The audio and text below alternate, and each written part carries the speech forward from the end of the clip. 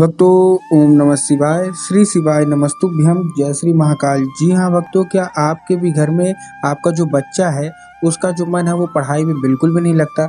आप लोग बहुत ज़्यादा परेशान है उसको पढ़ाई को लेके कि आखिर हमारा जो बच्चा है वो पढ़ता क्यों नहीं है। आपने बहुत ज़्यादा फीस दे रखी है स्कूल में, बहुत अच्छी उसको कोचिंग ट्यूशन लगा रखी है, लेकिन फिर भी जो आपका बच्चा है ना उसका जो मन है पढ़ाई में नहीं लगता। जितने भी माँ बाप हैं बहुत ज़्यादा परेशान है अपने बच्चे के करियर को लेके कि आखिर हमारा बच्चा भविष्य में करेगा क्या। क्योंकि पढ़ता तो बिल्कुल भी नहीं है और आप लोग बहुत ज़्यादा परेशान भी रहते हैं कि आखिर क्या करेगा। तो आज का ये वीडियो मात्र और मात्र आपके लिए है। क्या करना है, कैसे करना है, पूरा आपको समझाऊंगा। उपाय ध्यान से सुनिएगा, अच्छे से करिएगा। पूज्य गुरुदेव की ही कथा सुन के और बहुत अच्छे से समझ के आपके लिए उपाय लेके आया हूँ, तो बस उपाय ध्यान से सुनिएगा।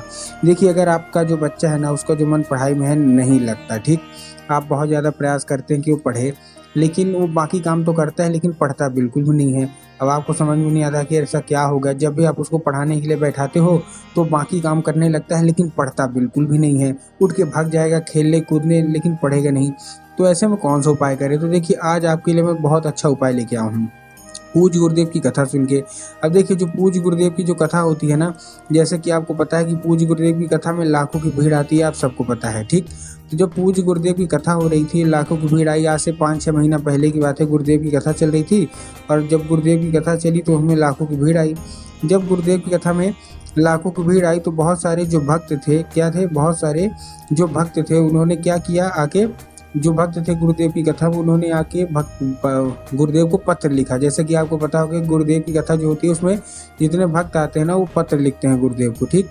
तो बहुत सारे लोग आए, गुरुदेव को उन्होंने पत्र लिखा। जब उन्होंने गुरुदेव को पत्र लिखा तो जितने भी भक्त थे जो गुरुदेव को उन्होंने पत्र लिखा, उसमें बहुत सारे लोगों का एक ही सवाल था कि गुरुदेव, हमारा जो बच्चा है ना उसका जो मन है वो पढ़ाई में बिल्कुल भी नहीं लगता, कृपया करके कोई उपाय बता दें।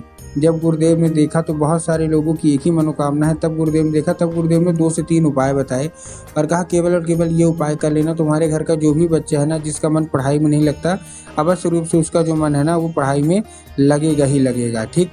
जब गुरुदेव ने बताया तो लोगों ने जाके इस उपाय को अपने घर में किया और जैसे ही लोग अपने घर पहुंचे, मात्र 1 से 1.5 महीने के बाद वो गुरुदेव की कथा में वापस आए।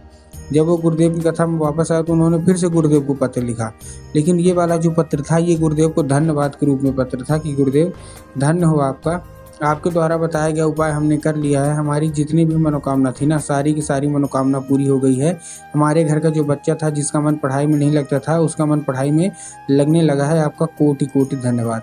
तो देखिए, जितने भी लोग मेरी आवाज़ सुन रहे हैं, अगर आपको भी जानना है ना कि आखिर ऐसा कौन सा उपाय है जिसको करने मात्र से जो बच्चे होते हैं वो पढ़ने के लिए आकर्षित होते हैं, आपके बिना कुछ कहे, तो चलिए हम बताते हैं आपको आज की इस वीडियो में।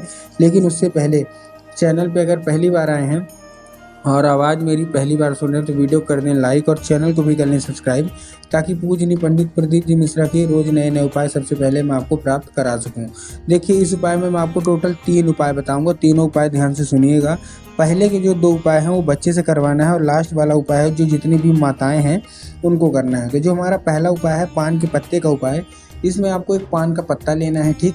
जब आप पान का पत्ता लेंगे तब आपको ध्यान रखना है कि पान का पत्ता जो है अच्छा हरा होना चाहिए, कहीं से भी खराब या खंडित नहीं होना चाहिए। बहुत सारे लोग मुरझाया हुआ पान का पत्ता लेते हैं जो कि गलत है, ठीक। बस आपको इस चीज़ का ध्यान रखना है।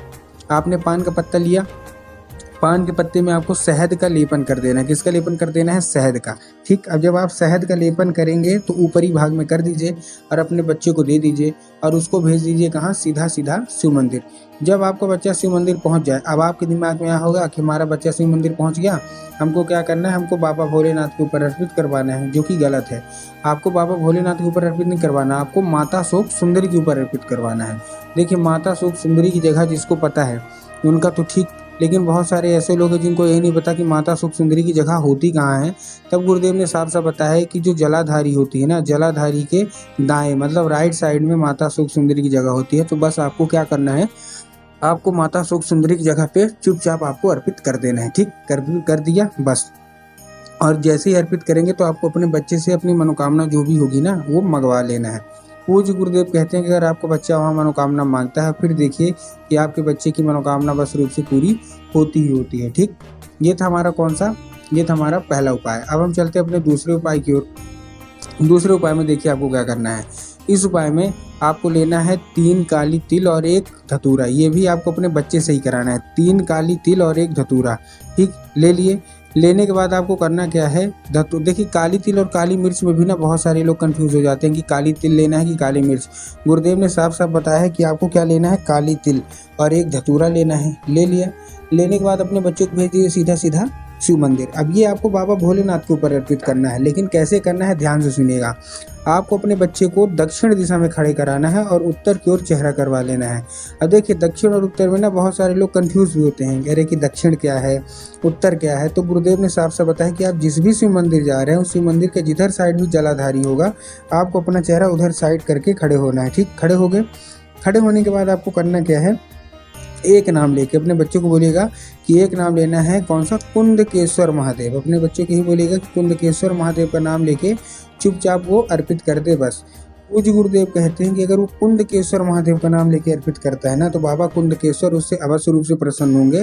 और अगर लगातार 1 से 1.5 महीना ये उपाय कर देता है ना तो खुद आप देखेंगे कि उसकी जितनी भी मनोकामना है ना अवश्य रूप से पूरी होगी ही होगी, ठीक है। ये था हमारा कौन सा, ये था हमारा दूसरा उपाय। अब हम आते हैं अपने तीसरे और आखिरी उपाय की ओर, जो कि जितनी भी माताएं हैं उनको ये उपाय करवाना है। इस उपाय में आपको जितनी भी माताएं हैं ध्यान से सुनिएगा, आपको एक लाल फूल चाहिए। क्या चाहिए, लाल फूल। अब लाल फूल आप कोई सा भी ले सकते हैं, गुलाब का ले लीजिए, गुड़हल का ले लीजिए, जो भी आपको पसंद आए आप लाल फूल ले लीजिए। लाल फूल लेने के बाद आपको क्या करना है, लाल फूल तो आपने ले लिया, बस लाल फूल कहीं से मुरझाया हुआ ना हो, कहीं से खंडित ना हो, कहीं से बेकार ना हो। क्योंकि पूज्य गुरुदेव बताते हैं कि महादेव जितना जल्दी मान जाते हैं, जितना सरल उनको मनाना है उतना जल्दी वो क्रोधित भी होते हैं। तो आपको उनको क्रोधित नहीं करवाना, ठीक है ना। ले लिया आपने।